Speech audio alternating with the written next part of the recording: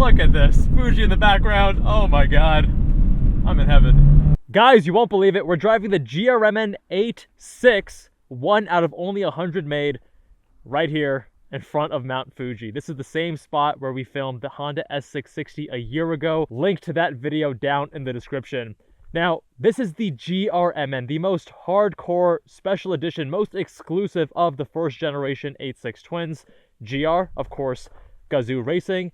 MN, Meister of Nürburgring. So GRMN is Gazoo Racing tuned by Meister of Nürburgring. Essentially, it's a nod to the Toyota racing drivers that helped develop this car.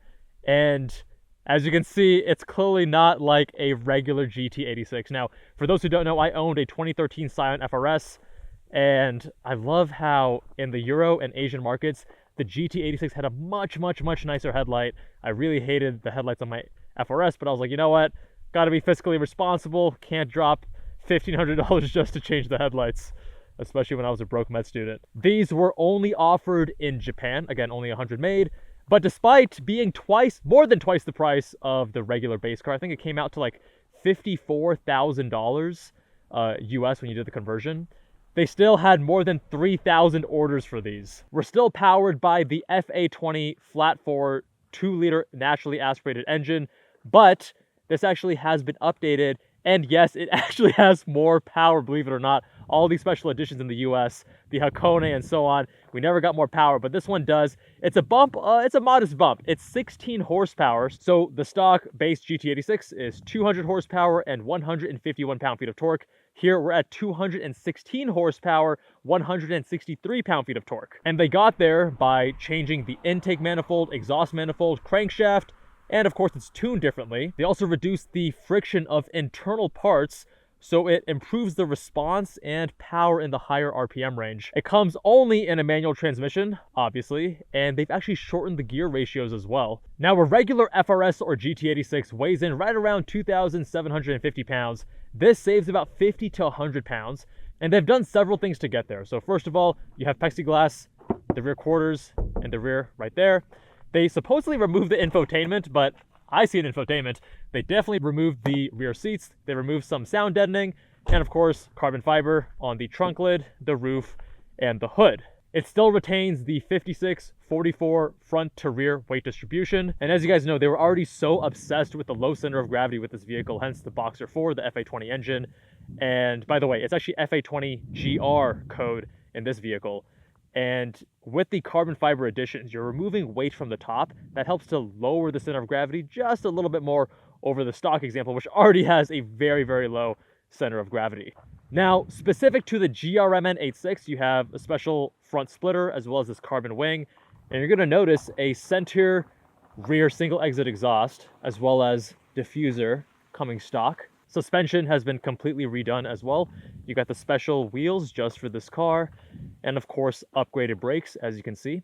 Now we have these RE71RS tires, really sticky, however, very cold day with actually some snow on the sides of the road. But what you're going to notice is that the section width is different. So we still have 215 in the front, but in the regular 86 it's 215 square, whereas here they have an offset with 235 section width in the rear.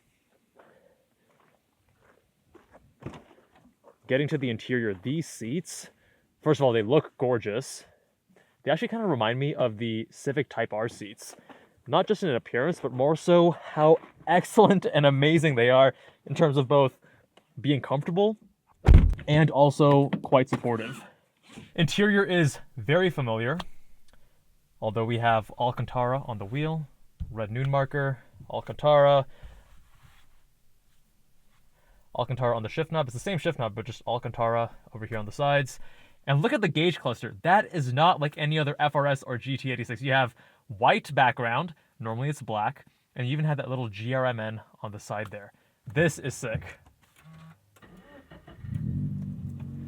You know, I do miss my old FR-S. I thought that car had so many things going for it. I consider it to be highly underrated. And this is essentially the pinnacle of what that generation had to offer.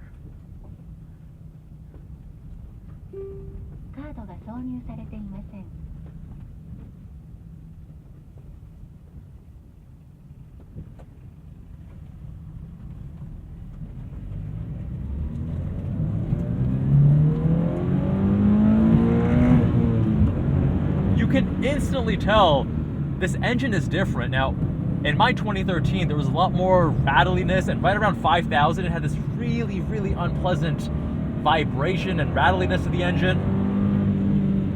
This is actually far smoother. It's the same engine underneath, which means you're still going to have things like the torque dip and such at lower RPMs, around 3 to 4.5K. But it's definitely far smoother, and it doesn't feel like you're punishing the car when you bring it out. In my FR-S, it always felt like the car didn't want to rev out, and that you were concerned about possibly damaging it.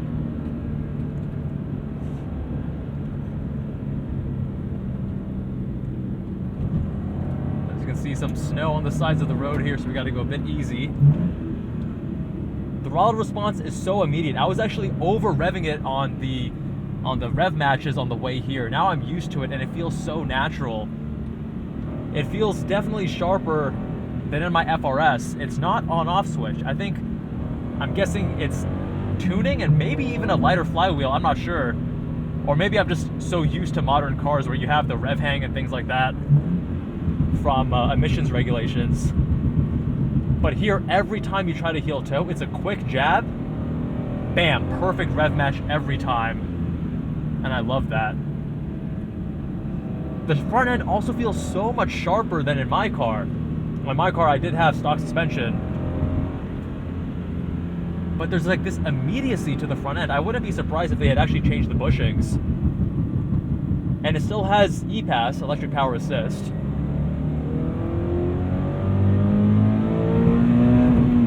Yeah, that is way smoother at the top end. And this is definitely one of the great electric power assists. You have this directness and connectedness, very appropriate weighting, not too light, not too heavy, especially for a car like this. You want something that's more, you know, it shouldn't be super heavy because it's a lightweight car, but it also shouldn't be super light because you want to do sporty driving. You want to be able to have better feel and connectedness with the road.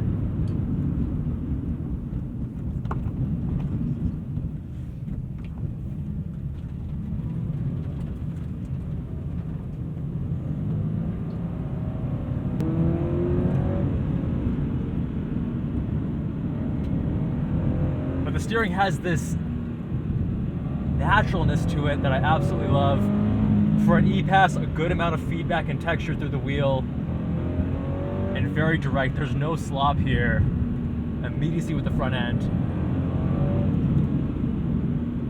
which is impressive, right? The car is not punishing with the ride quality, and we still have McPherson strut front suspension, multi-link in the rear. Dude, as you rev this thing out, it's so much smoother.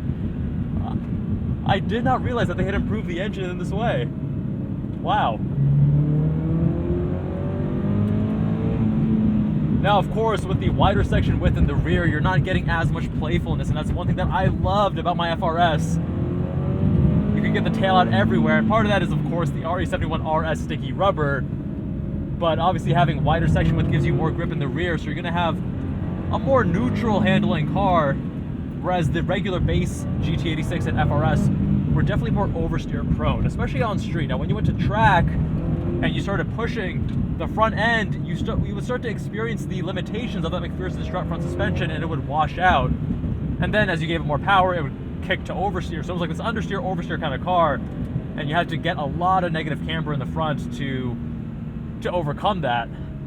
But wow, what a special car. This car already had such great foundational components with the great steering, the chassis that was relatively communicative and so balanced and playful, and it would dance with you as you pushed it. Lightweight, front engine, rear wheel drive, low center of gravity, great manual transmission. A lot of the inputs actually have this slightly lighter feel to them. The steering in my car, the 2013 FR-S, definitely felt heavier if I recall correctly. Although I did modify it, wheels, tires. I was running 245 section width on that. And the biggest shortcoming of that old FR-S and GT86 was the engine. It was rattly, it had the torque dip, it wasn't endearing as you pushed it. And I'm not gonna say that this is all of a sudden a completely transformed engine, but it is noticeably smoother. It is much more willing to rev out.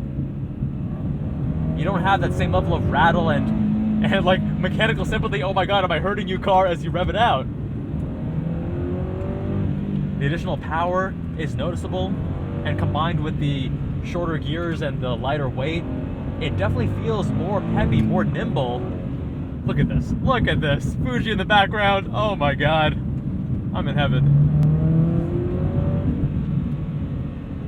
So the earlier model years, like my 2013 FR-S, had very crashy suspension, and every year or two they would adjust and tune things a little bit differently to try to get the most out of the vehicle. And here, it strikes a very good balance. It's obviously sporty and firmer than a regular GT86, but it's not overly punishing. Now you can feel there is a little bit of a ride quality compromise when it comes to McPherson's strut, and also at this price point of $54,000, I'm not going to be using absolute top shelf suspension components, but this is a noticeable improvement over the regular FR-S and GT86 and BRZ. Getting better body control, such immediacy with your inputs as well.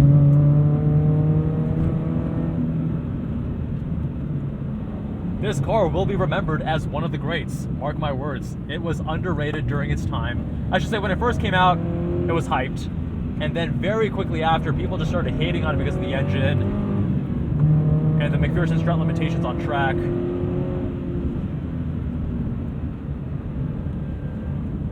But if you take a base FR-S, now you obviously can't get this in the US, at least not until, what, 2041, something like that. But you can take a regular FR-S, GT86, and you can make some mods to it and get it to drive closer like this. Now you can start with headers and a tune. That's going to help you with the torque dip as well. The engine smoothness is going to be a very costly thing if you do want to try to emulate that as well.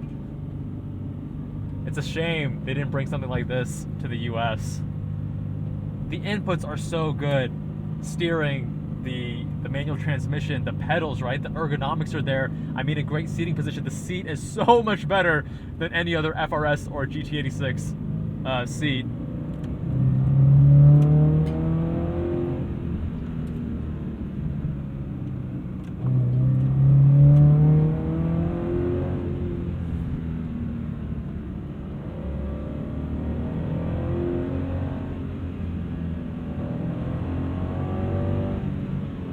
My word, what an incredible experience. And guys, you can actually drive this yourself. I explain how in a video linked in the description. This is not some special YouTuber thing. It's not even a rental car.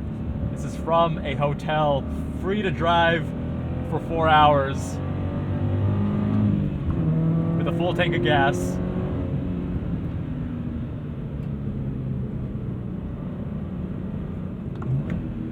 Driving this, it makes me miss my FR-S, but it's not because my FR-S was this good.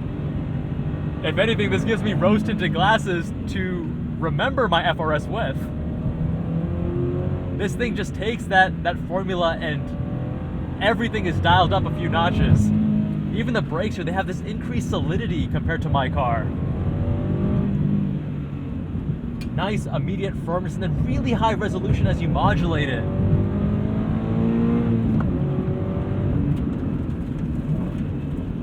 The heel toe here just so, oh my god, guys, my god, Toyota, why you gotta tease us like this, not giving us something like this in the States? Oh my god, this car is so good.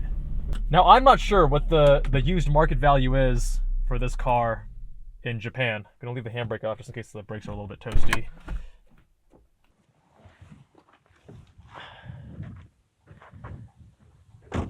But you're getting an incredible driving experience. It's the things that we love from the analog Japanese sports car. Front engine, rear wheel drive, amazing inputs. The brakes are excellent now. You get that increased chassis rigidity. You have the immediate sharpness with the front end. They took everything from the FR-S that was good, made it better, and they took its greatest weakness, the engine, and even that they improved significantly. I am just blown away, and I can't believe that you or me or anyone else that stays at Fuji Speedway Hotel can just borrow this for 4 hours. Incredible. My friends, let me know what you think. of the GRMN86. It is so painful to me that they decided not to bring something like this to the US. Leave a comment down below. Much love, my friends, and I'll see you all in that next one.